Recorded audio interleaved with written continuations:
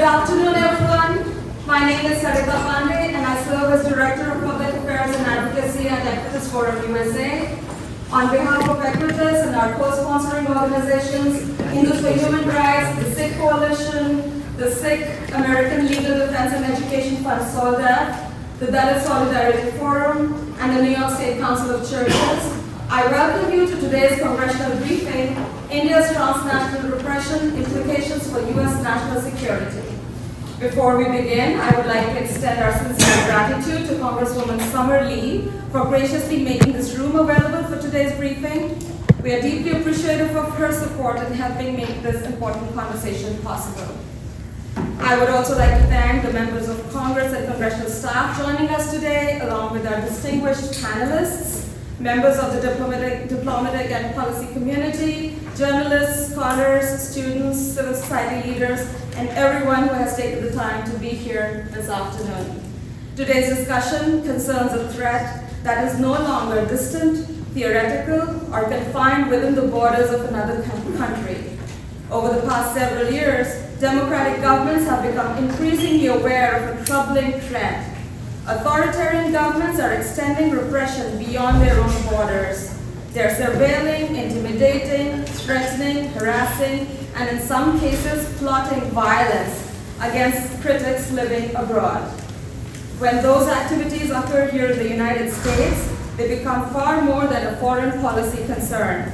They challenge American sovereignty, undermine our democratic institutions, threaten constitutionally protected freedoms, and endanger the safety of people who believe they had found refuge in democratic societies. The criminal case involving the attempted assassination of Sikh activist Gurpatwant Singh Pannoon on American soil brought this issue into sharp focus. Developments in Canada, including the killing of Hardeep Singh Nijjar and subsequent investigations into foreign interference, have reinforced that these threats are neither hypothetical nor isolated.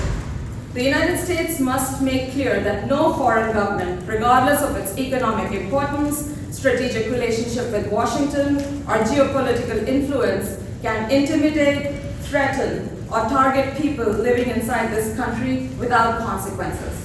Today's briefing has been convened to examine India's alleged campaign of transnational repression, its implications in U.S. national security, and the policy response that Congress and the administration should consider. We are fortunate to have with us an outstanding panel, some of them are here and some here, representing national security, intelligence, foreign policy, religious freedom, and civil society. I would also like to acknowledge Congressman Jim McGovern, co-chair of the Tom Lantos Human Rights Commission, for providing recorded remarks for today's briefing. Congressman McGovern has long been one of Congress's strongest champions of democracy and human rights around the world, and we are very grateful for his participation virtually.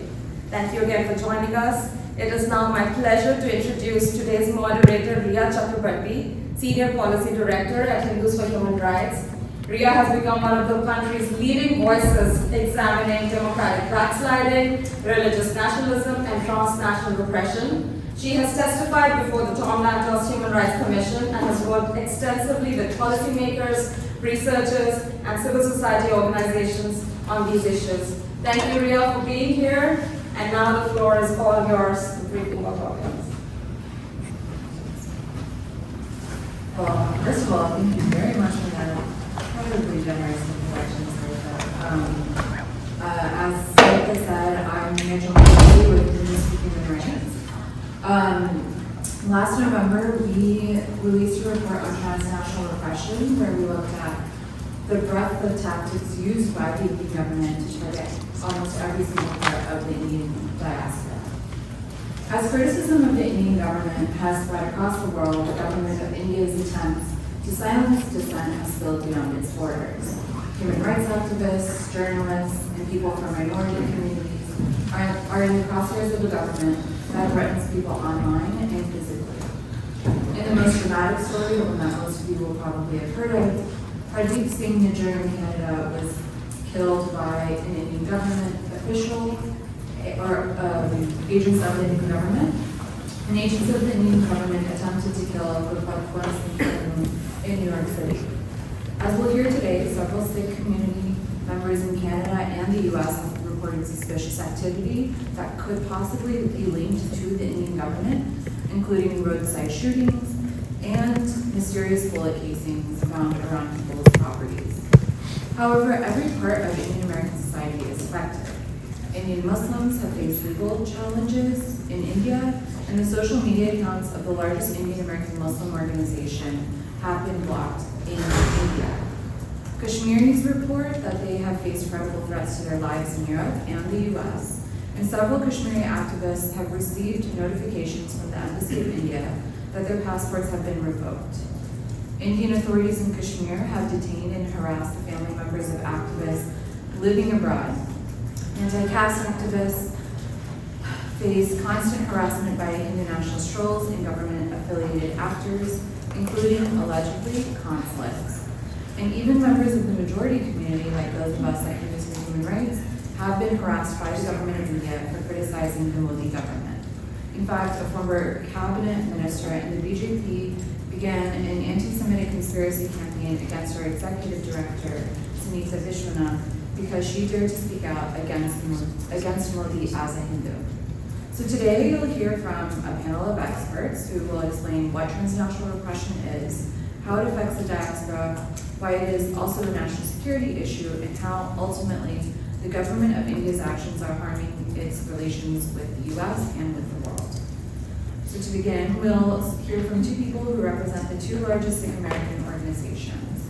First off, I'm pleased to introduce Lavleen Kaur Madhahar, Policy Associate at the Sikh American Legal Defense and Education Fund, also known as SALDA. SALDA is the nation's oldest Sikh American civil rights and advocacy organization, and for more than 2 decades has worked to protect the civil rights and religious freedom of Sikh Americans through through policy advocacy, legal support, public education, and engagement with federal, state, and local governments. At SALDA, Lavleen works on federal policy and government relations, advocating on issues including civil rights, transnational repression, religious freedom, and hate crimes. Today, she will share how these growing threats affect Sikh Americans and why protecting diaspora communities has become an urgent national security and civil rights priority. Welcome.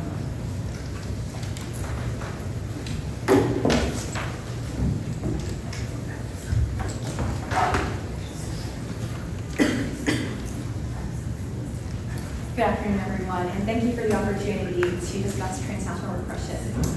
So, transnational repression is not simply a foreign policy issue, nor is it limited to espionage or international intelligence operations. It is a national security issue, a civil rights issue, and increasingly a challenge for law enforcement at every level of government. At its simplest, transnational repression occurs when a foreign government seeks to intimidate, threaten, surveil, or silence individuals beyond its own borders. The objective is to suppress speech and advocacy protected under the First Amendment rights and to prevent individuals from exercising rights they would otherwise enjoy in the United States. This affects many diaspora communities, including Uyghur, Iranian, Tibetan, Hong Kong, Russian, Saudi, and Sikh Americans. The methods vary, but the objective is the same: to create enough fear that individuals begin limiting their own speech, advocacy, and participation in civic life. While tactics differ among communities, the chilling effect is remarkably consistent. For the Sikh American community, 2 recent cases have brought this issue into sharp focus. The first was the assassination of Hardeep Singh Nijjar in Canada in 2023. More recently, the Department of Justice announced the arrest of 24 individuals connected to an Indian-based transnational criminal organization, the Bishnoi Gang, allegedly involved in acts of violence and intimidation affecting members of the Indian diaspora. And these cases illustrate an important trend that proxy actors and organized criminal networks are increasingly being used in transnational repression campaigns, making attribution more difficult and accountability more challenging. The second case occurred here in the United States. The Department of Justice alleged that Nikhil Gupta participated in a murder-for-hire plot targeting Sikh American attorney Gurpatwant Singh Pannu at the direction of an Indian government official. Earlier this year, Gupta pled guilty in federal court. And together, these cases demonstrate that proxies for state actors are targeting Sikhs in the diaspora, including U.S. citizens, and are willing to target individuals engaged in protected political advocacy. Following these incidents, Sikh Americans, including community members in California, reported receiving FBI notifications advising them that they may have been potential targets of foreign threats. These notifications underscore that the impact of transnational repression extends well beyond the individual named in an indictment. Entire communities begin reassessing whether public advocacy carries unacceptable personal risk. Most transnational repression, however, does not involve assassination plots. It consists of surveillance, online harassment, coordinated smear campaigns, cyber intimidation, threats to family members abroad, and efforts to damage reputations. Together, these tactics create an environment where people decide it is safer not to speak at all, even when they have done nothing more than exercise their constitutional rights. SALDEF has documented concerns from Sikh Americans involving censorship, coordinated online harassment, and amplification of mis- and disinformation targeting the community. These efforts frequently portray lawful advocacy as extremism or a national security threat, discouraging civic participation and undermining democratic engagement. We encourage the committee to review SALDEF's reporting documenting these trends and the broader impact these tactics have on Sikh Americans and other affected communities.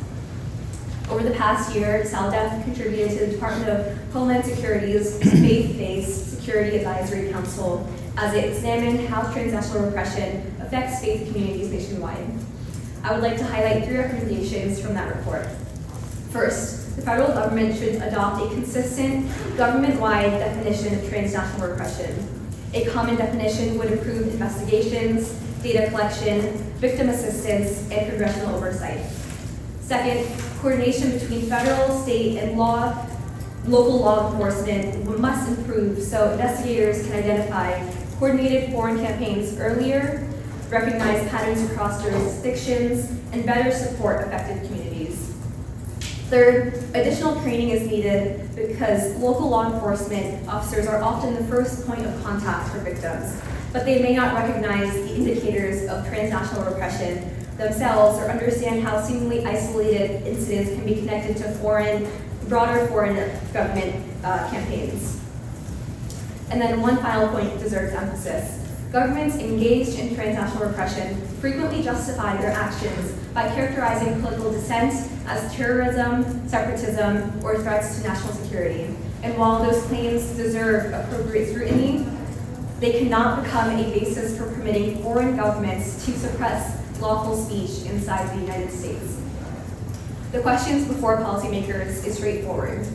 Can individuals living in the United States exercise their constitutional rights without fear that a foreign government will threaten them, surveil them, or retaliate against them because of what they say here?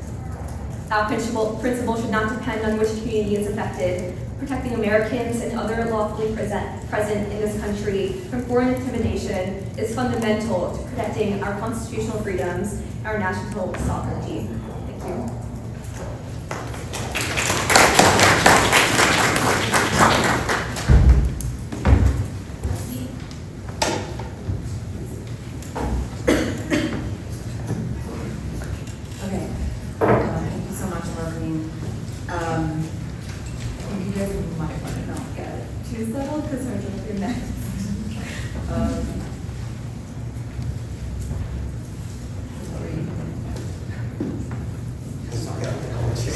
That's what I said, maybe don't get too settled.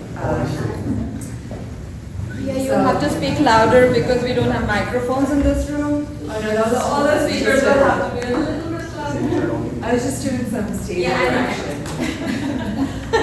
So, I have previewed our next speaker, Harjot Singh, who is the Federal Policy Manager at the Sikh Coalition, the nation's largest Sikh American civil rights organization.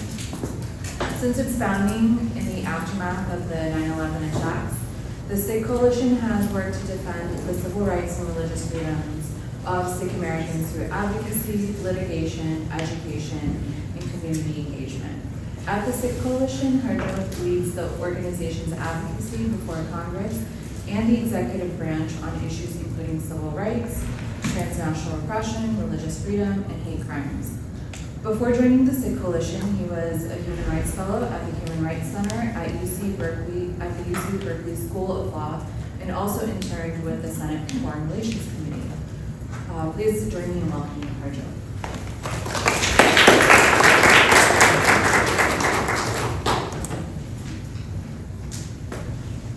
Thank you so much, Ria, and to the Quiz Forum for organizing today's briefing. Since 2023, in particular, a series of developments, including a foiled assassination plot targeting a Sikh American activist in New York, the assassination of a Sikh activist in Canada, and mounting evidence of intimidation and surveillance across North America, have implicated the government of India in a brazen campaign of transnational repression. These developments should raise urgent concerns for the safety, civil liberties, and the sovereignty of any democratic society. The unfolding prosecution of the 2023 assassination plot targeting US-based Sikh dissidents has exposed alarming evidence of a coordinated campaign of Indian transnational repression. In 2023, the US Department of Justice unsealed its initial indictment against Nikhil Gupta, an Indian arms and narcotics trafficker, detailing his role in a conspiracy to assassinate a Sikh American activist, Gurpatwant Singh Pannu, in New York. The indictment contained allegations that corroborate India's implicated role in the assassination of Hardeep Singh Nijjar, a Canadian Sikh activist who was murdered in Canada in June 2023. Gupta's communications in the indictment also revealed involvement in at least 3 additional assassination plots here on US soil. Additionally, the DOJ unsealed a superseding indictment in 2024 charging Vikas Yadav, a former officer in India's Foreign Intelligence Agency, the Research and Analysis Wing, or RAW, with coordinating the foiled plot. At the time, reporting by the Washington Post had cited U.S. intelligence assessments indicating that then RAW Chief Sumant Kumar Goyal authorized the operation, while senior Indian government officials, including National Security Advisor Ajit Doval, were likely aware of the plot. Revealingly, the DOJ further characterized the New York plot as, quote, one of a series of murders that the conspirators planned of Sikh dissidents across North America, end quote. In February 2026, Gupta pleaded guilty to his role in the murder-for-hire scheme in New York, reinforcing the credibility of underlying allegations that he acted under the direction of an Indian state actor. Concern over the accountability of this plot have reached the highest levels of congressional policymaking in recent years. In early 2024, the then chairman of the Senate Foreign Relations Committee, former Senator Ben Cardin, explicitly linked approval of a pending U.S. arms sale to India on assurances from the U.S. government that India would pursue a thorough investigation resulting in credible accountability. Despite these assurances, however, meaningful accountability for these charges have remained elusive. Vikas Yadav continues to evade arrest under a U.S. federal warrant, and higher-ranking Indian officials credibly implicated in public reporting and intelligence assessments have yet to be held responsible. Efforts by the government of India to portray Yadav as a rogue actor are not only inconsistent with the weight of available evidence, but also obscure the broader chain of command behind this operation. Developments this year in 2026 have only heightened these concerns. Reporting by the Globe and Mail this year underlined that Indian consular officials in Vancouver, Canada, played a direct role in supplying the intelligence used in Mr. Nijjar's assassination in June 2023. Notably, the same Indian intelligence official implicated in the New York assassination plot, Vikas Yadav, has been connected to this Canadian assassination, reinforcing the conclusion that Indian transnational repression has been coordinated across North America. Intelligence gathered on Sikh activists by Indian diplomatic personnel was then operationalized through intermediaries, which included organized crime groups like the Bishnoi gang. Although the recent crackdown against this gang for their involvement in targeted killings and extortions under Operation Hardball is a welcome step in ensuring safety of all Americans, we also must have a full accounting of and consequences for the involvement of any Indian government official, no matter what their rank may be. If intelligence gathering methods that resulted in targeted assassinations were employed through Indian consulates in Canada, it raises urgent and unresolved questions as to whether similar activities occurred through Indian diplomatic missions established here in the United States. It should be noted that transnational repression is not merely an attack on individual communities, it is an attack on U.S. sovereignty, fundamental civil liberties, and the safety of all who call America home. To address this growing threat, the Sikh Coalition, among other recommendations, urges lawmakers to urgently mark up and pass the Transnational Repression Policy Act, which is H.R. 4829 or S. 2525 on the Senate side. The legislation, as mentioned before, would establish a federal definition of transnational repression, strengthen reporting requirements, and mandate interagency training to ensure a coordinated government response to the threat of transnational repression. Secondly, we urge to authorize targeted sanctions and visa restrictions for perpetrators of Indian transnational repression.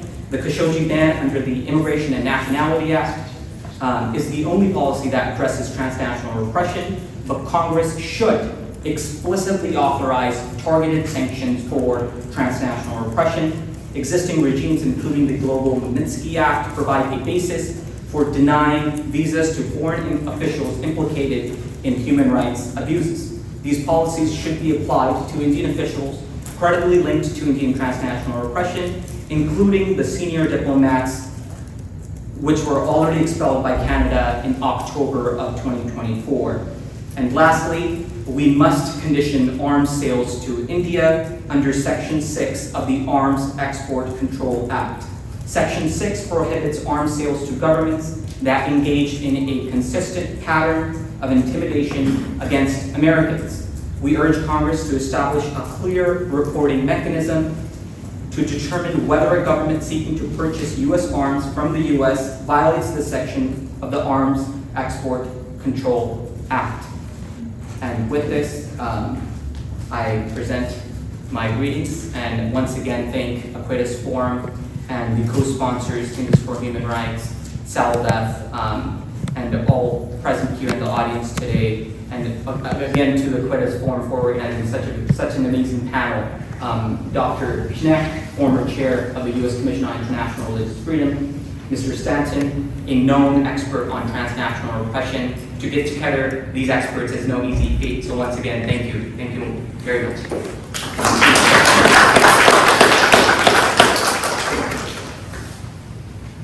Thanks so much, Arjun.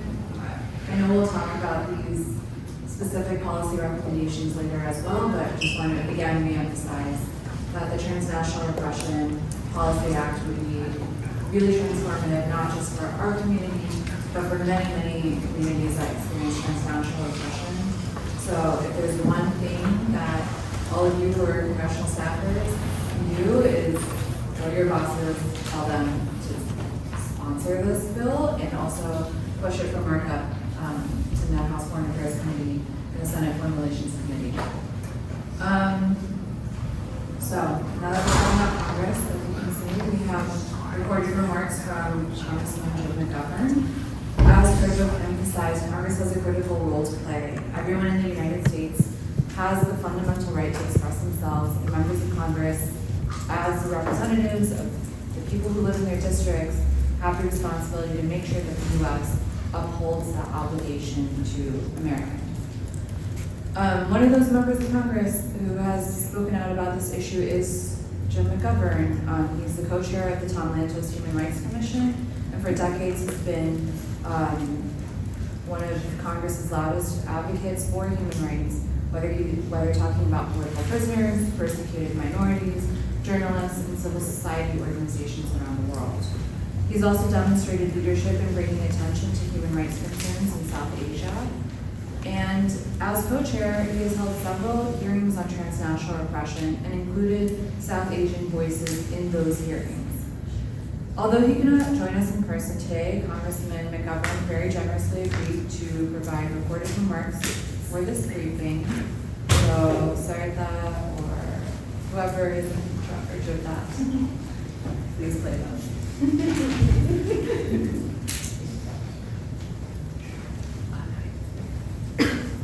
Good morning. Thank you for inviting me to speak to you about an important topic, transnational repression, or TNR. I applaud Hindus for Human Rights for continuing to devote attention to this growing problem. TNR occurs when states and their proxies reach across borders to silence dissent. They do so through digital harassment, surveillance, and even physical violence. Diaspora communities and dissidents are often targets. India has been a repeated perpetrator.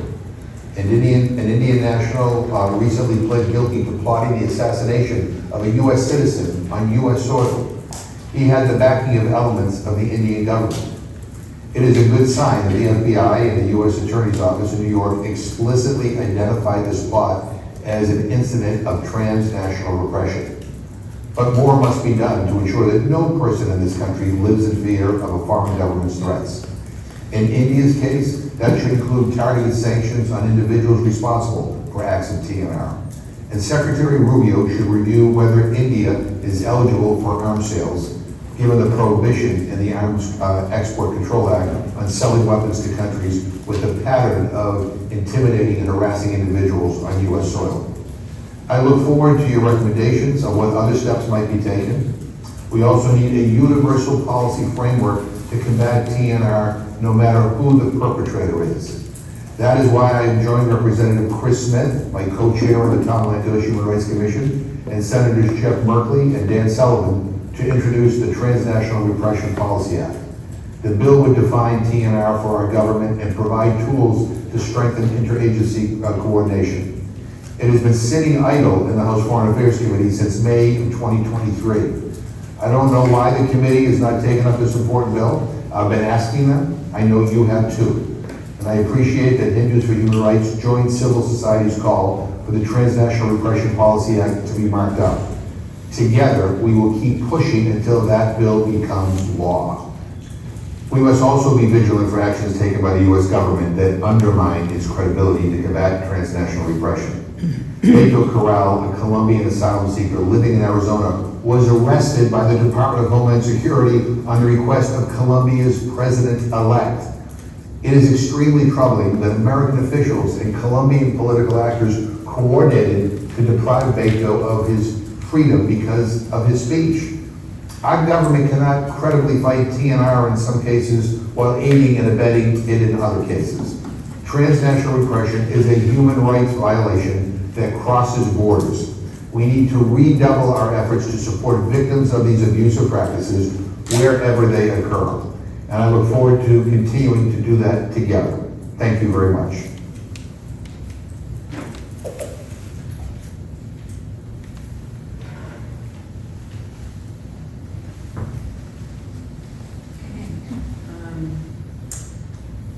Thanks to Congressman McGovern for those remarks. Also, one thing to note, I want to echo the Congressman's comment that we need to be vigilant about the way this administration can weaponize TNR for its own immigration agenda.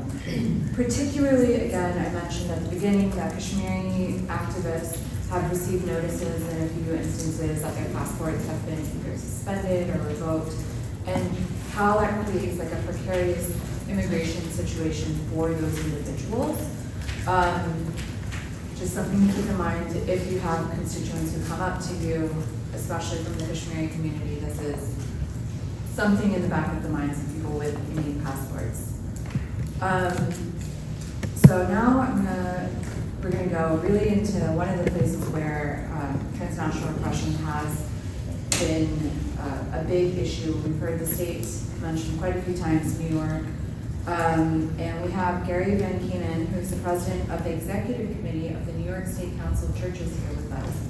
This is a statewide ecumenical organization bringing together 9 partner denominations and thousands of congregations across New York. They feed into the National Council of Churches as well. Gary is a member of the Emmanuel Congregational United Church of Christ in Messina, New York, and is actively involved in the Poor People's Campaign, New York State Kairos Prison Ministry, and several organizations working to advance religious freedom and human rights. Under leaders such as Gary, the Council has built strong relationships across Christian denominations and with people of many other faiths. Its work extends from criminal justice and the dignity of incarcerated people to human rights, religious freedom, racial justice, and resistance to religious nationalism and authoritarianism. The Council has been particularly committed to building interfaith solidarity and defending communities threatened by persecution and transnational repression. We're very pleased to welcome Gary with us today.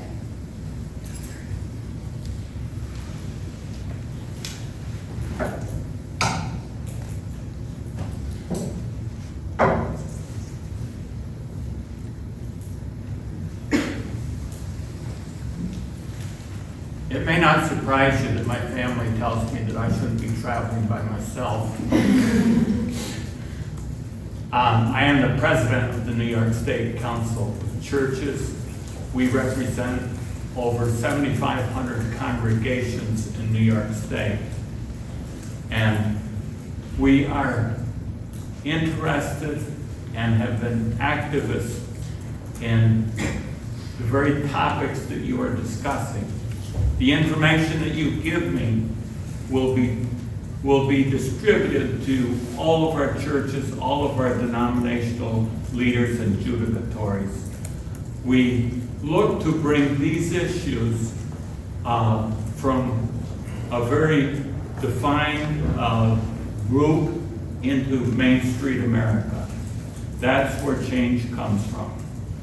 And I believe that we have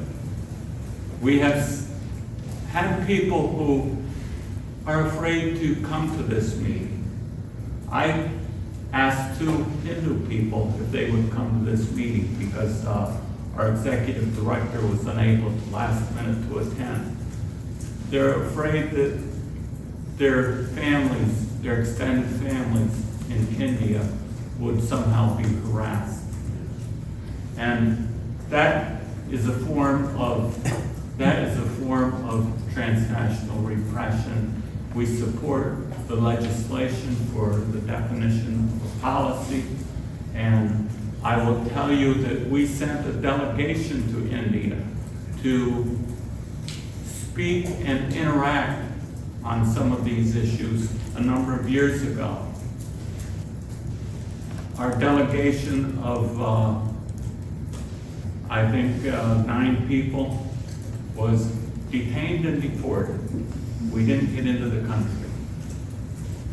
And one of our people, when they got home,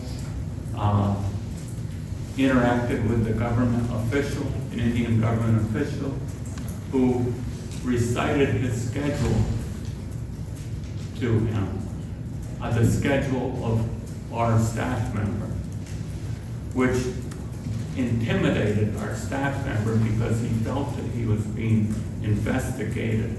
And this has been very disconcerting to I would say all of our church members, all 7,500 plus churches are very concerned about all of the issues that we're talking about here. And we have experts here. I'm listening very closely. I'm not an expert, but I have seen what happens when there are incidents of religious nationalism, and we support the human rights issues that everyone in this room is so deeply involved in, and we look forward to working in concert with every person in this room to bring about equity and fairness and the honor the rights, the human rights for every individual. Thank you.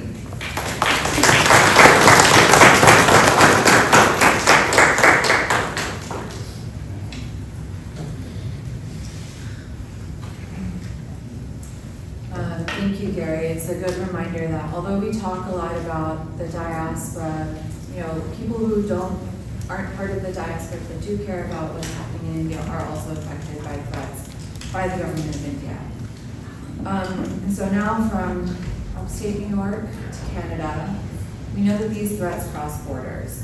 One of the clearest indications that India's alleged campaign of transnational repression has become a serious national security concern came earlier this year when the Canadian Security Intelligence Service and its annual public report identified India as one of the principal state actors engaged in foreign interference and espionage in Canada.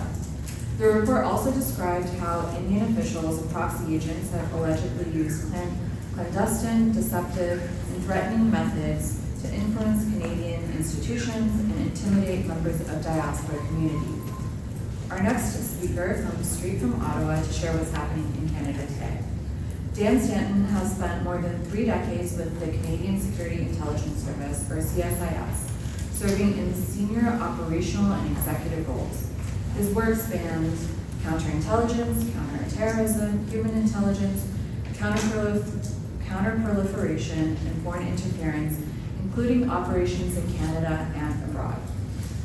His later work with Canada's Signals Intelligence Agency, the Communications Security Establishment. He now serves as Director of the National Security Program at the University of Ottawa's Professional Development Institute, where he teaches intelligence, tradecraft, national security, and foreign interference. One of Canada's leading public experts on transnational repression, Dan brings deep insight into how intelligence services recruit assets, use criminal networks, intimidate diaspora communities, and conduct covert influence operations, all things that we've heard that the government of India has done.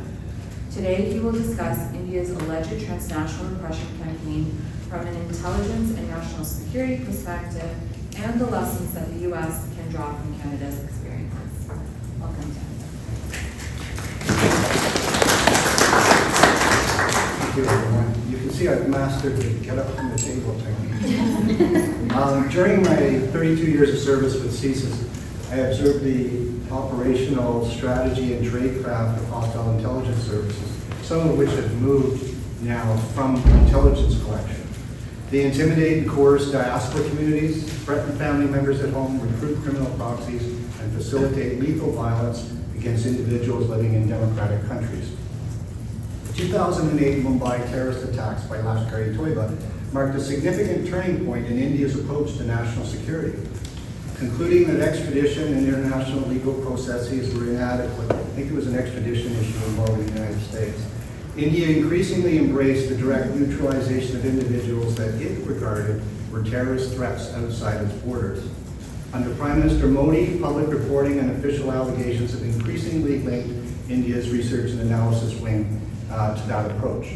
On June 18, 2023, Hardeep Singh Nijjar left the Gurdwara in Surrey, British Columbia in good spirits.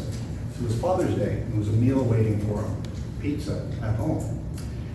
At 8:30 p.m., 2 hooded gunmen fired approximately 50 rounds into his vehicle, killing him instantly. This is in front of his place of worship. Might have been a message there. At the same time, Nikhil Gupta, acting under the direction from RAW officer Vikash Yadav, was attempting to arrange the assassination of Gurpratwant Singh Panu in New York City. Yadav texted Gupta a video clip of Mr. Nijjar's body slumped in the vehicle to impress upon Gupta that other assassination teams were at work and successful. He indicated that there were a number of teams in North America. Following the Nijjar assassination, former Prime Minister Justin Trudeau announced in the House of Commons that Canada possessed credible intelligence and evidence linking agents of the government of India to the killing. The declared law officer, Pavan Kumar Rai, was expelled from the country. Public reporting indicates that Kenjwal Singh, a raw officer working under diplomatic cover as a visa officer at India's Vancouver consulate, gathered intelligence on Mr. Nijjar. Mr. Singh worked with Manish, who was the Vancouver Consul General at the time. Manish was officially reassigned to be India's High Commissioner to Cyprus in July 2023. That was 3 weeks after Mr. Najjar was killed. Canadian investigators further concluded that intelligence collected through the Vancouver consulate was passed to individuals in India associated with the Lawrence Bishnoi criminal organizations. That's what they were doing. They were collecting the information on their targets, and they were routing it back to India. It was going through this criminal filter and then tasking it out to criminal elements in Canada to carry out the act. As investigators dug deeper, they discovered that the Najjar assassination was not an isolated event. Across 3 provinces, Alberta, Ontario, and British Columbia, police investigated a series of extortions, shootings, arsons, and intimidations directed at members of the South Asian community. These acts of violence appeared designed to create the illusion that Canada was overrun by criminals and terrorists. In October 2024, the Commissioner of the Royal Canadian Mounted Police stated that the Indian government actors were linked to homicide, arson, extortion, and coercion through organized criminal networks operating in Canada. On October 14, 2024, Canada expelled 6 Indian diplomats and consular officials. They included their High Commissioner in Ottawa. When I began working in counterintelligence in 1986, it was a world of spies and double agents. Today, a new actor has emerged, the transnational criminal.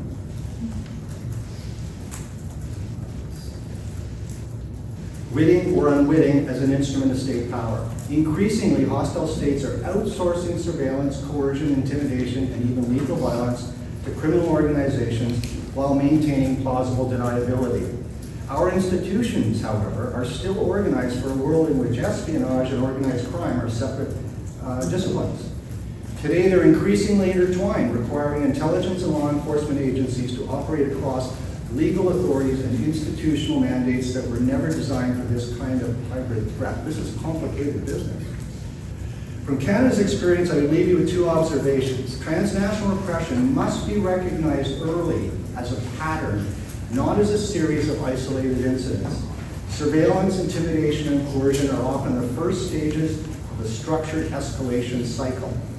Diaspora communities are the primary targets and often provide the earliest warning that a foreign intelligence service has extended its operational reach into a democratic society. We must listen to our communities. My hope is that Canada's experience serves as an early warning rather than a preview of what the United States could face. Thank you very much.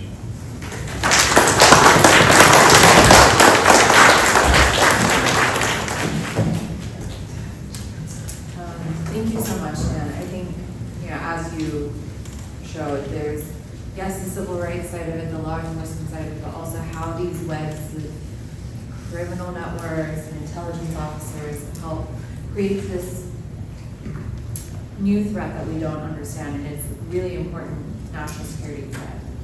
TNR threatens the state's basic ability to keep the people living inside its borders safe from outside forces.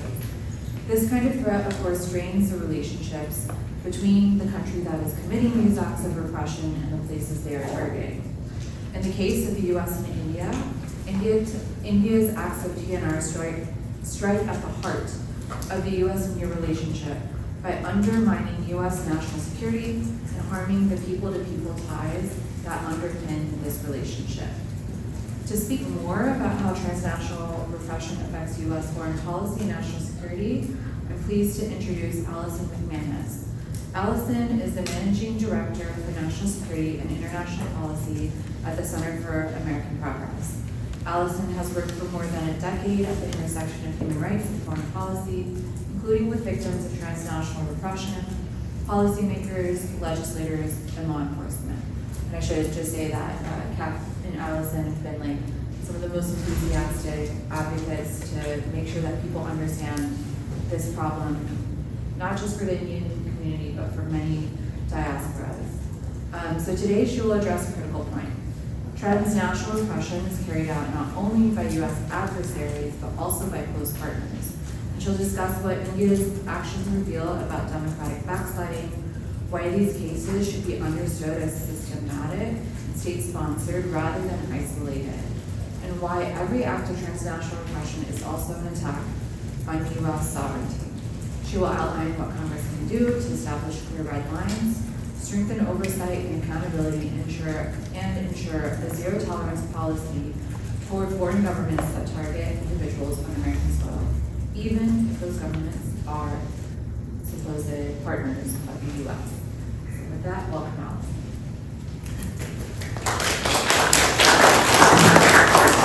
Well, don't applaud yet, I haven't spoken. So.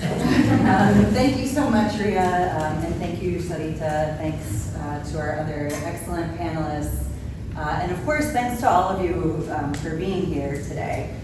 This is a critical topic, and as Rhea mentioned, I am approaching this topic sort of, both with my background working on human rights, and as Rhea mentioned, working on human rights in the context of the Middle East and North Africa, where I see a lot of similar dynamics in the forms of transnational repression as I do, unfortunately, when it comes to India as well. And I'm also approaching this topic, again, as Rhea mentioned, sort of informed by how I'm thinking about U.S. foreign policy in this moment and in the future. At the Center for American Progress, we're not primarily a human rights organization. We are really thinking about sort of broader policy issues and trying to contextualize these concerns in the context of the U.S.-India relationship. So I'm going to offer a few observations again from that perspective. As Rhea mentioned, the first thing I want to emphasize is that it's partners as well as adversaries that conduct TNR. I think we've heard that very well today, but I really think this is an important point that I hope you all bring back to your offices.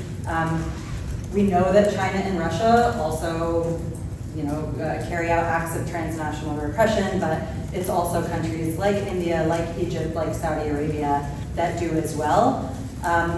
We need to think through how, and I recognize there are a lot of interests in having a strong relationship with India as a partner. There's a lot of benefits in trade, in tech policy, and security, but that doesn't mean that we lower the standards when it comes to human rights concerns or when it comes to democracy concerns, and certainly not sovereignty, and I'll come to that in a bit. So we really do need to figure out how to address transnational repression with partners, not give them a free pass just because we have these other interests as well, but really center these in the relationship. Another point that I want to emphasize, we cannot separate the acts of transnational repression that are occurring here from the democratic backsliding that we are seeing in India domestically as well. The United States-India partnership is often termed, as one based on shared values, India's role as the world's largest democracy. It's really hard to make these claims when we know, as we've heard, from some of our speakers today, that India is seeking to violate rights here on U.S. soil. And I think we need to connect that to, again, the human rights abuses that the BJP and the Modi government are carrying out at home as well. This is a global problem, and so again, I think this needs to be part of how we think about India in this moment. Third, we need to understand, and we heard this very well, transnational repression is state-sponsored. That's been well covered, but I think we also need to consider how it is a policy influence operation. We heard about the fact that there are people who are not willing to be here in this room speaking to you as congressional staff today. That's a problem because that will influence how you understand U.S.-India relations.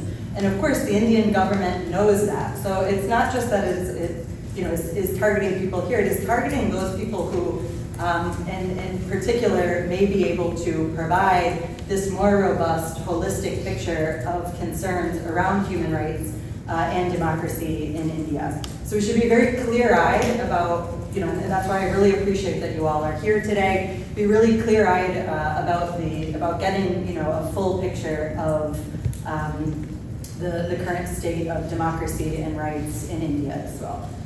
The last point, transnational repression is an attack on U.S. sovereignty. Any abuse of rights is not just about abuse of personal rights, it is about abusing all of our rights to be able to enjoy free expression, free association, free assembly. We need to understand that for every act of transnational repression that goes unaddressed, there are many other governments around the world that are watching very closely. And here I'll just say again, because I've worked on this issue, you know, in the Middle East as well, we should see a very, you know, transnational repression is not necessarily something new, but we need to see a very clear line from the relative impunity that the Saudis have enjoyed after the killing of Jamal Khashoggi to the brazen and increasing nature of transnational repression from a host of other friendly and adversarial nations since. And so again, this is why it's really important that we have a zero tolerance policy for acts of transnational repression. Now how, you know, what might that look like? We've heard excellent policy recommendations from the groups here, including the piece of legislation that Congressman McGovern and others have mentioned. You know, again, I would really implore you all to go back to your bosses and really emphasize this need to set and enforce clear red lines around transnational repression. Levine mentioned the need for consistent and standard definition. I think that's a really important recommendation. Congress has a role to play also in oversight and accountability and ensuring the administration is upholding its obligations, as well as, you know, Congress has an important role to play in ensuring adequate and appropriate resourcing for law enforcement. So I want to talk about those two things separately. The zero tolerance policy with Indian counterparts and with the executive branch. So Harjot mentioned the provision in the Arms Export Control Act, and here I'll just make a comment. The arms sales are already conditioned.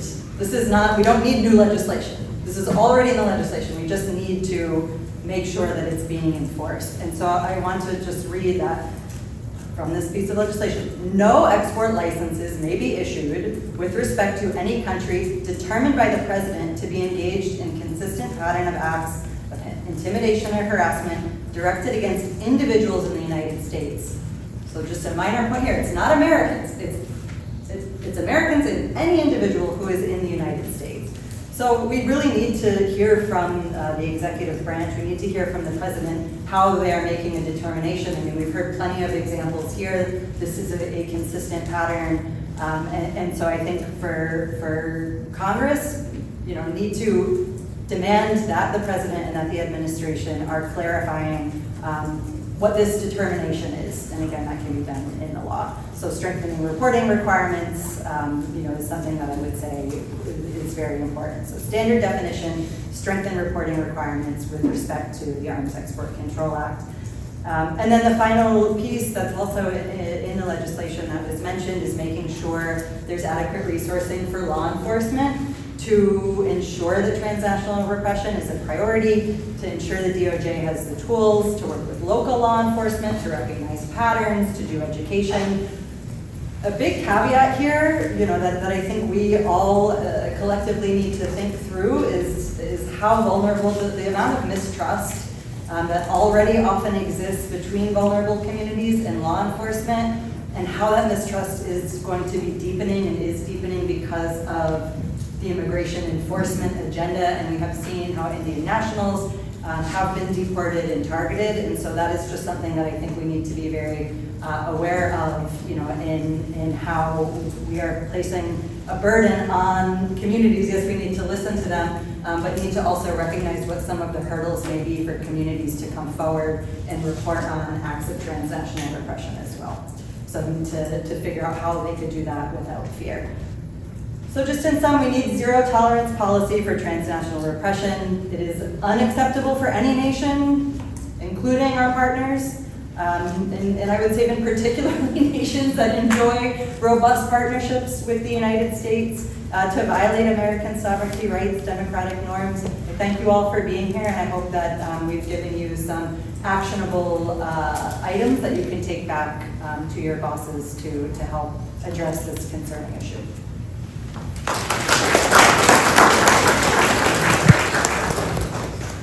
Well, thank you so much, Allison. One is a zero tolerance policy is really, really important because oftentimes we see governments get emboldened when acts of transnational oppression are ignored, which is what happened with Indian government. And we see it with other governments, right? Like right now, the U.S. and Pakistan have a very close relationship, and it has allowed for increasing human rights violations for people in Pakistan, but also for the diaspora are much more afraid about like repercussions around advocating for human rights issues in Pakistan as well. And again, if the Indian-US-India relationship becomes closer, and there's no kind of accountability, there's going to be a new wave of like silence around Indian human rights issues. So, you know, this zero tolerance policy is really important for many, many communities, especially those who are criticizing governments that are building closer relationships with the U.S. The other thing, with regards to the Arms Export Control Act and Section 6 of this, if you're wondering how to construct a body of evidence about a consistent pattern of harassment by the government of India, Sikh Coalition, SALDA, HFHR, we've all put out reports. One organization that isn't present here, Indian American Muslim Council, has also put out a report. Across all four of our organizations, you will get a full sense of all the parts of the Indian American community that have been affected by transnational repression. So please feel free to use all that information, build out that evidence, and then go to the State Department, have your bosses go to the State Department and say, given all of this evidence, how is the Arms Export Control Act being applied to the government of India? Now that we're talking deeply about human rights, I think this is a great moment to introduce Freedom House. Freedom House has been at the forefront of understanding how governments extend their tentacles beyond their borders to silence dissent. Freedom House has been the leader on understanding transnational repression around the world, and Katie LaRoque has been an important part of that as well. Katie is the Director for Policy and Advocacy and the Mark Palmer Distinguished Fellow at Freedom House, one of the world's leading organizations monitoring democracy and political freedom. In recent years, Freedom House has documented India's democratic decline, downgrading the country from free to partly free, and noting that Indian Minister Kashmir is not free. They've raised concerns about civil liberties, political rights, and the growing use of transnational repression by the government of India. Katie leads Freedom House's global advocacy on democracy, human rights, political prisoners, and transnational repression. Before joining Freedom House, she held senior advocacy positions at Interaction and the International Republican Institute, and has worked extensively with governments and civil society organizations to counter authoritarianism. Today, Katie will discuss the global challenge of transnational repression and how democratic governments can protect dissidents, human rights defenders, and diaspora communities targeted by authoritarian regimes. So welcome, Katie.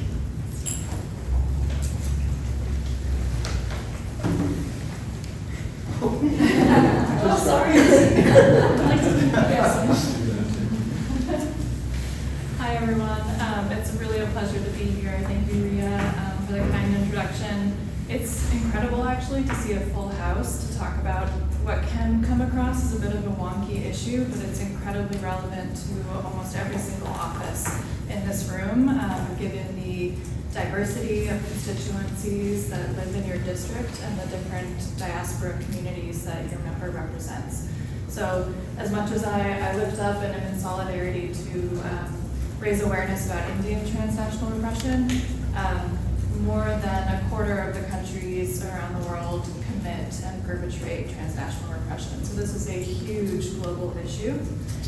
So I'll start by just, as Ria said, I'll sort of zoom out a little bit and share some of our data just to kind of contextualize this issue in terms of the broader global trends that we're seeing. And I'll reiterate our definition at Freedom House of what this issue is.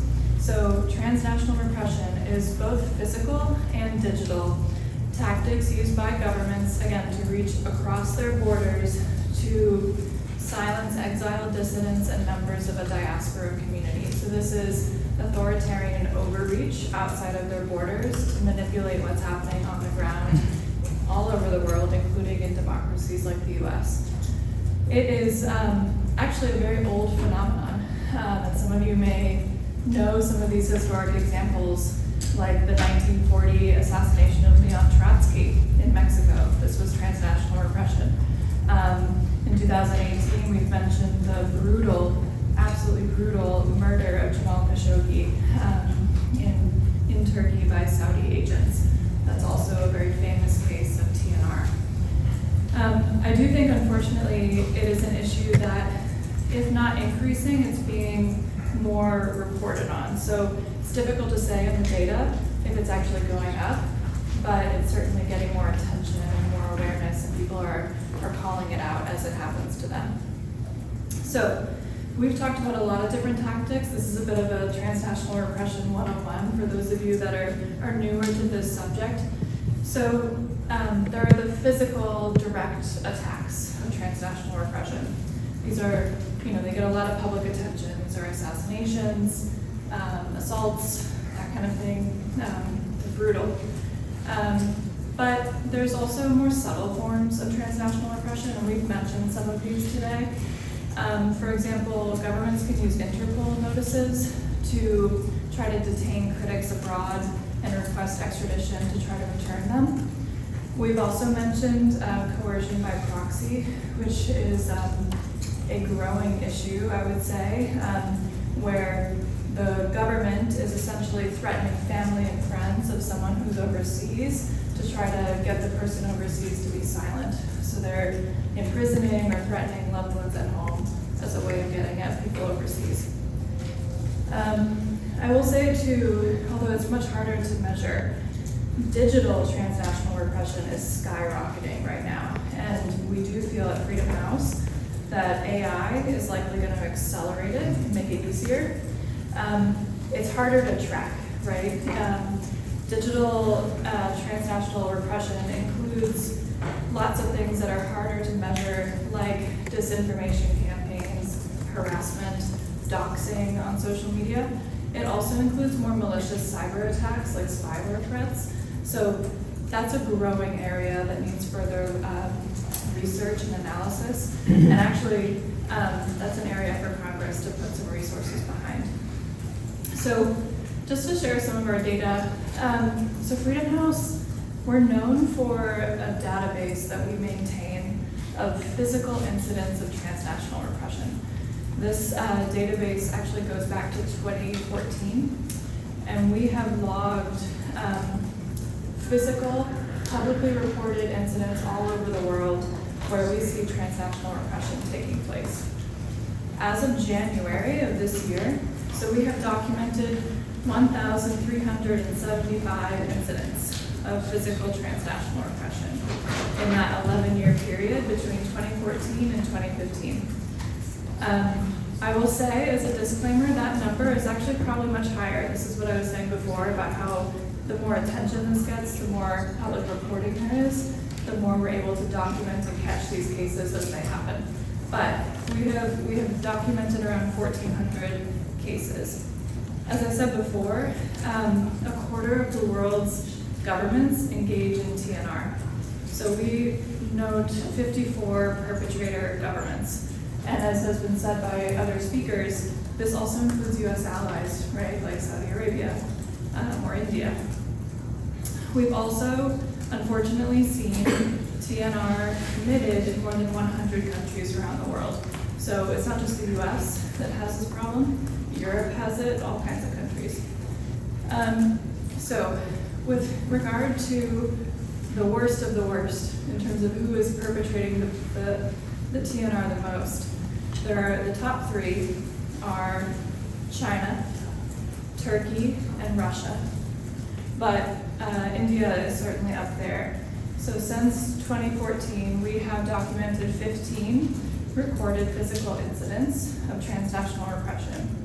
That includes 6 assassinations or assassination attempts, 5 credible threats, which we count as essentially incidents that require police action or proactive support to targeted individuals, 3 detentions, 1 rendition, and concerningly, most of the incidents in the last 2 years have occurred in North America, so between the United States and Canada. I'm mindful of the number of speakers we have, so I want to move to policy responses, because I think there's a lot that you all in this room can do to help.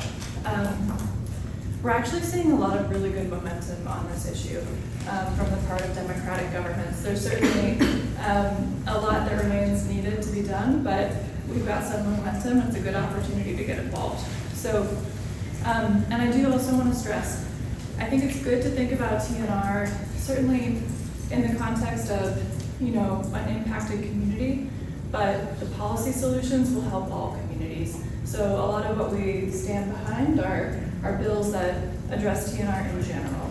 So not just Indian TNR, Chinese TNR. I'm gonna parrot a lot of what's already been said because I fully associate myself with it. We need an official definition of transnational repression codified into U.S. law. This is huge, and we see a lot of really commendable efforts by state governments to start to take this on. But the challenge that we're seeing is in the absence of a federal definition, a lot of states are kind of making up a new definition or calling something TNR that isn't quite TNR. So this would really help unite policymaker efforts. Why do we need a definition? It's also because presidential administrations come and go. Priorities change. Having a law in place kind of helps ensure consistency across administrations with regard to approach and how we view the issue. I do want to also give a nod to the TNR Policy Act. This is a bill that's been discussed a lot, and I think, just sort of zooming out as like a Freedom House person, I think this is the one TNR bill right now that seems to have the biggest support from diaspora communities. I think that it's maybe not universally shared, but it seems to be the one that people are most excited about, for what that's worth. There are other very commendable bills that we have looked at and reviewed, but I think the TNR Policy Act has real legs on it, and it's worth supporting. I will say too, it's bipartisan and bicameral, and it stands a chance to pass. And in fact, next week, the House Foreign Affairs Committee may very well mark it up. We were proud as Freedom House to lead a letter of civil society organizations encouraging this bill to be marked up earlier this year. So, a definition, we absolutely need it. This bill is great. Happy to talk to folks about it if you're interested. Moreover, we've talked a lot about law enforcement. Law enforcement education is essential. The FBI has a dedicated TNR cell that is working on and addressing this issue. But very often, if you just call your local police station, they don't know what TNR is. And so you have a bit of you have some education to do, right, to kind of get someone to care. The one thing I will say though, as we think about resourcing different government tools to help people, you need to adequately resource them. So one thing that we see from other democratic governments who address TNR is that they will create a hotline, for example, where vulnerable diaspora communities can call and say, hey, I think I'm being surveilled or whatever it might be. I think this is TNR, and they never get a response. And probably that's because this hotline is under-resourced. There's not enough people manning it, looking into it, that kind of thing. But in some respects, that can do a lot of damage, right? If you have that trust in a government hotline and you never hear back, it can it can disincentivize you to try to use it again. And then you might tell your friends, don't bother. So these are longer term policy solutions that need consistent money behind them. Let me see, we've covered actually as a panel a lot of the recommendations. Let me see if there's any that are missing. Yeah, echoing the point about targeted sanctions on perpetrators of transnational repression, expel diplomats that you can prove are engaging in this as well. And I will just end by saying this.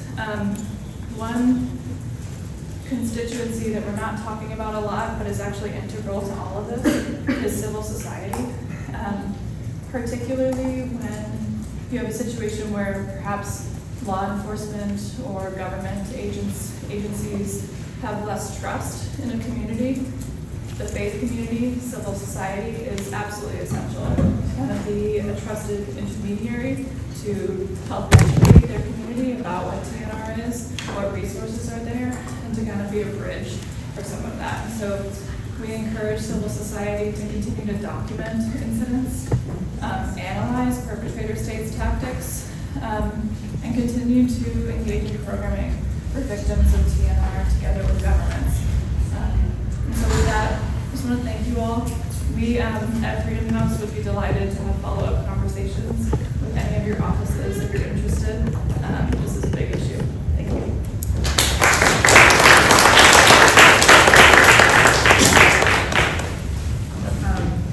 In case you haven't gotten the message yet, we really do need a federal definition for transnational repression. It also helps if state governments fill the gaps between what the federal government can do and helping local communities to have this federal definition, so that way they can work off of that to help equip state lawmaker or state law enforcement as well as local law enforcement with the tools they need to address this issue inside communities.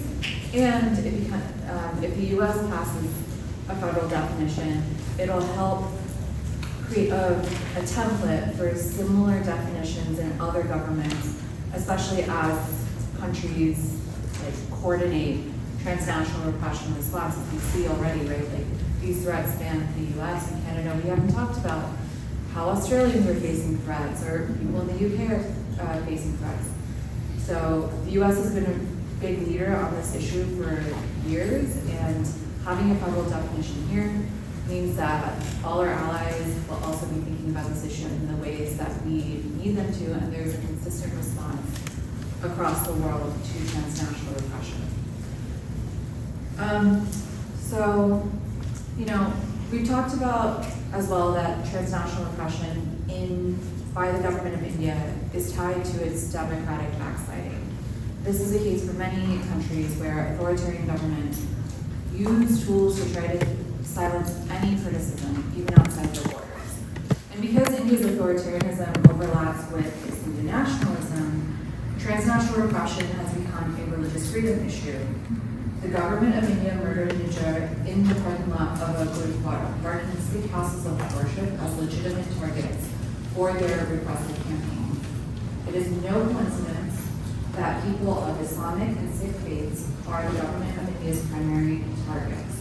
And this is why the U.S. Commission on International Religious Freedom has focused heavily on this issue, going as far as to call for sanctions on Indian intelligence and the RSF, the Registrars and the Islam. It's my pleasure to introduce our final speaker, Dr. Stephen Schneck. Dr. Schneck is the former chair of the U.S. Commission on International Religious Freedom and has been a leading voice in religious freedom, human rights, and democratic values. Dr. Schneck is a distinguished political philosopher, educator, and public policy leader. For more than 3 decades, he taught political philosophy and public policy at the Catholic University of America, where he also founded and directed the Institute for Policy Research and Catholic Studies. He has served on the White House Advisory Council on faith-based and neighborhood partnerships, and has written extensively on democracy, religion, ethics, and public life. As chair of USERV, Dr. Schneck helped lead the Commission's efforts to document violations of religious freedom, or document violations of freedom of religion or belief worldwide, including in India.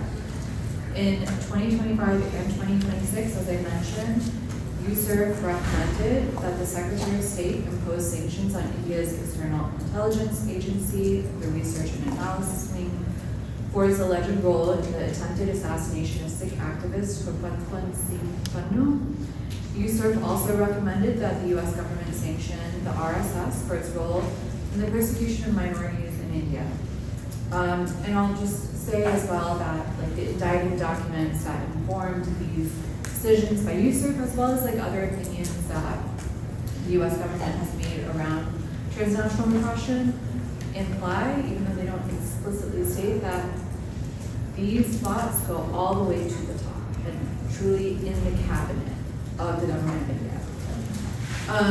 So USCIRF has recommended these sanctions. It has been unafraid to talk about how extensive these campaigns of transnational repression and religious persecution go, both in India and beyond. And since 2020, USCIRF has annually recommended that the president designate India as a country of particular concern. So that spans 3 administrations, 2 of which are the same president. One is President Biden in between. Neither President Trump nor President Biden has accepted that recommendation from USCIRF as of yet, but USCIRF continues to do the hard work of trying to push this government to uphold its religious freedom obligations around the world. So with that, please join me in welcoming Dr. Schmidt.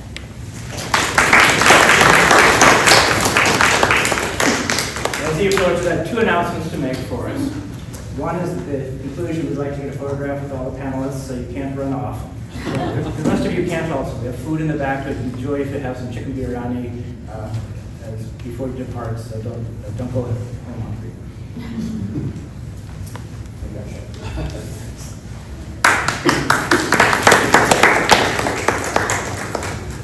Good afternoon, everybody. I'm really grateful to be part of this afternoon's important hearing, and I want to thank Equitas Forum and all of the co-sponsors for organizing this event and giving me an opportunity to speak. As the last speaker, let me assure you I'll be as brief as I can be. Many of the most important facts have already been laid before us. So maybe what I want to make most clear this afternoon is that these were not isolated instances. Why the United States government's own watchdogs have said so increasingly in stark terms, and also why our response so far has been too slow, too fragmented, and too easily reversed by diplomatic convenience. What we're seeing here is a pattern. The extraterritorial use of violence to silence the Indian government's critics abroad. This is transnational repression, as we've heard defined, and it extends far beyond the 2 assassination cases that are most famous. People in this room have experienced transnational repression from Indian authorities. They've experienced surveillance, threats routed through family members still living in India. They've experienced swatting and doxing, online harassment, denial of consular services as leverage, infiltration of community organizations. In other words, this is not confined to a handful of headline-level assassination attempts. This is a sustained working operation on the part of the Indian government. As chair of the U.S. Commission on International Religious Freedom, and let me state that as former chair, I'm speaking in my private capacity today. Anyway, when I was chair of the U.S. Commission on International Religious Freedom, we monitored the world's rising transnational repression closely. And it really is harrowing to watch. USCIRF itself is not an advocacy organization. It's a bipartisan federal commission created by Congress.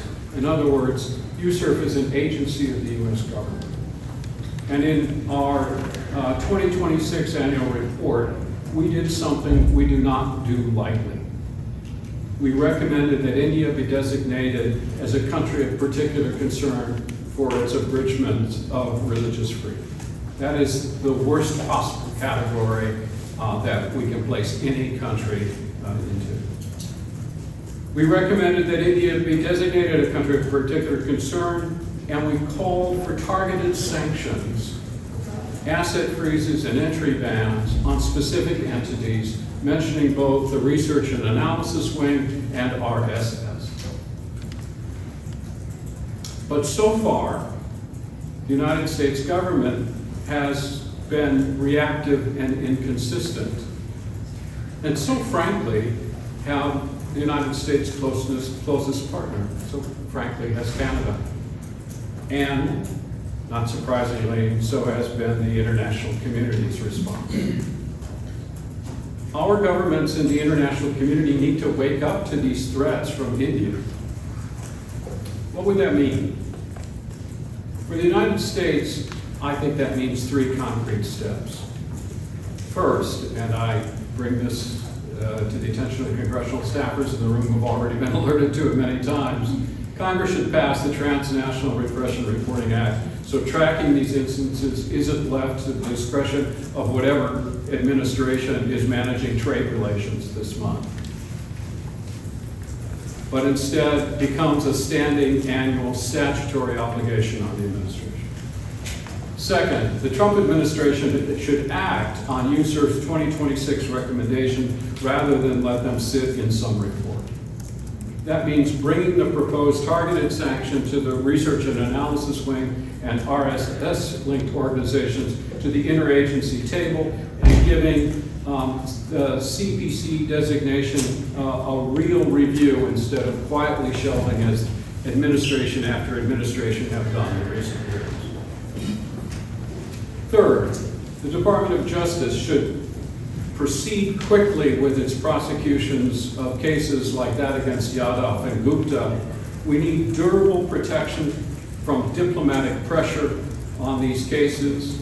We need, when foreign intelligence officers are credibly tied to murder for hire plot on American soil, we need that cases against those perpetrators to continue quickly, regardless of what is happening at the level of bilateral relations.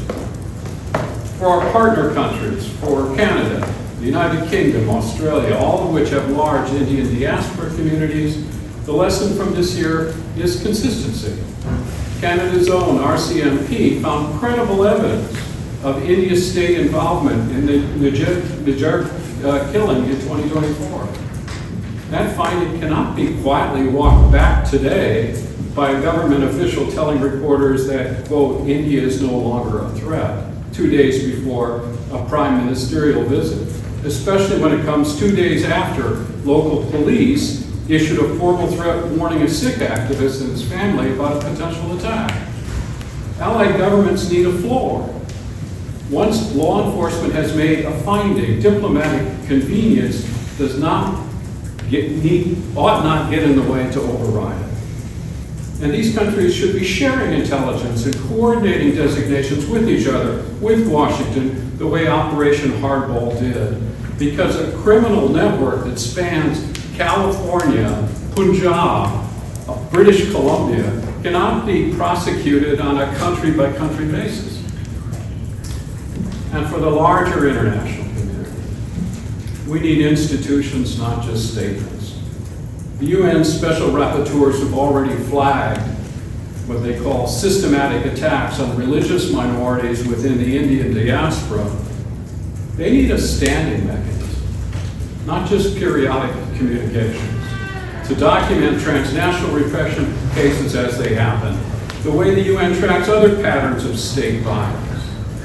Multinational bodies like the OSCE and Freedom Online Coalition should adopt a shared definition of transnational repression so that a diaspora community in Toronto and a diaspora community in, Melbourne are protected by the same standard instead of whatever host government happens to prioritize in trade relations or whatever every year.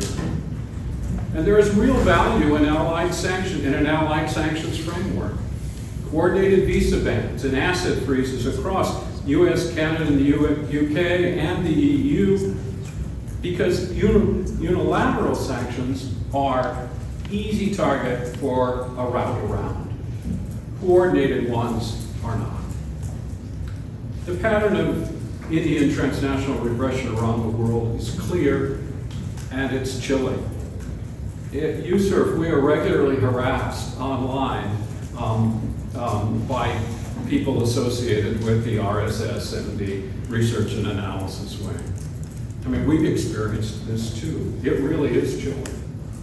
The question is left whether governments around the world are willing to step up and address this serious infringement of the international order.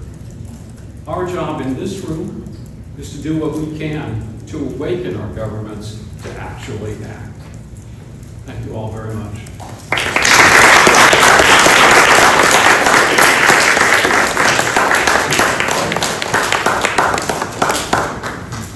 Thanks, everyone. I want to reiterate something that Dr. Schneck said at the end of his remarks, that like transnational repression, we're talking about like communities affected by this, but it also affects the government officials. There is a silencing that happens on government officials when they want to talk about human rights, including when they want to talk about human rights by the government of India. We know that members of Congress have been intimidated or harassed by the Indian government. Happy to talk about, I don't know if I am allowed to talk about it here, but although it's been publicly reported, if you get like a deluge of angry calls from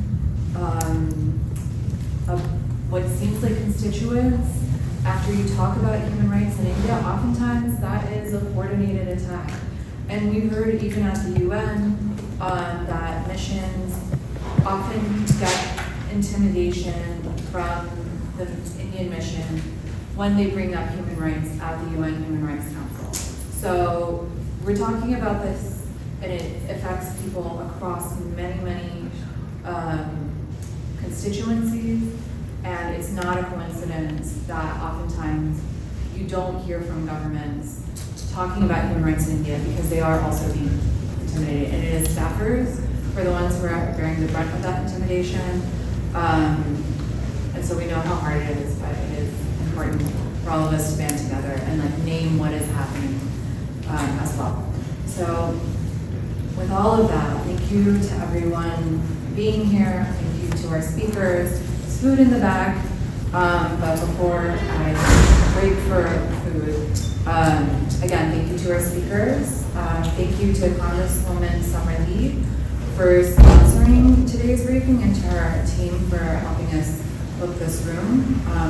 This would not have happened without everyone in Congresswoman Lee's office. And then thank you to our co-sponsors, Equitas Forum USA, which did all the like legwork of building this briefing. Thank you to Human Rights. Thank you to ourselves. The SIG Coalition, SALDA, the Dalit Solidarity Forum, and the New York State Council of Churches. And thank you all for taking 1.5 hours out of your day for a very busy time on the Hill. So thank you to all of you for being here to talk to us about this very important issue. When a foreign government seeks to threaten, surveil, intimidate, or even kill individuals living in the U.S., that government threatens the U.S. in every conceivable way. Transnational repression harms Americans' freedoms, safety, and it undermines the government's promise to keep this country safe. So protecting the U.S. and the people who live here, work here, are just physically in this country must be a bipartisan commitment. And it must mean that upholding the rights and liberties of every person who lives here is a bipartisan commitment